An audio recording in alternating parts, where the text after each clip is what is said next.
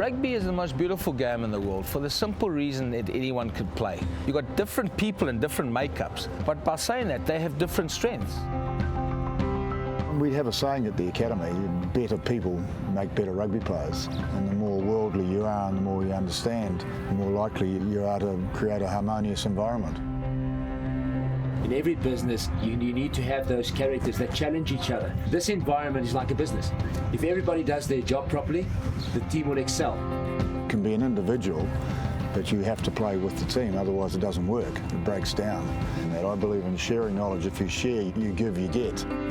If you break down team, together everyone achieves more. The mark of a good coach, keeping a person's individualism but molding them together as a team. If you add them all together, the strength of one will be that much more powerful.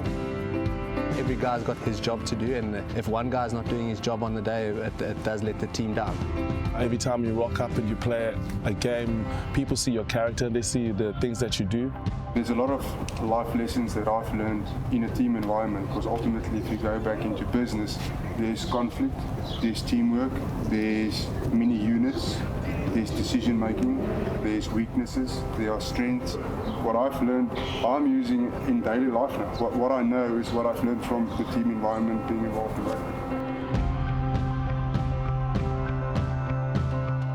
There's that saying, desire creates the power. Coaches and captains and leaders, they must find out what the desire is. It'll generate into the strength and the power of the team.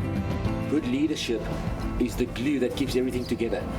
What defines a good leader? Is it a guy that's well spoken, or is it a guy that leads through example? And I think it's the captain's responsibility to help each and every one of these players to bring that certain skill to the team and manage that.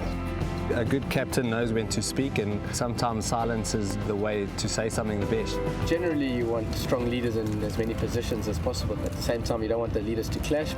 What it's all about is being fair. You applaud someone who does very well. You try and correct the technique of someone who does badly.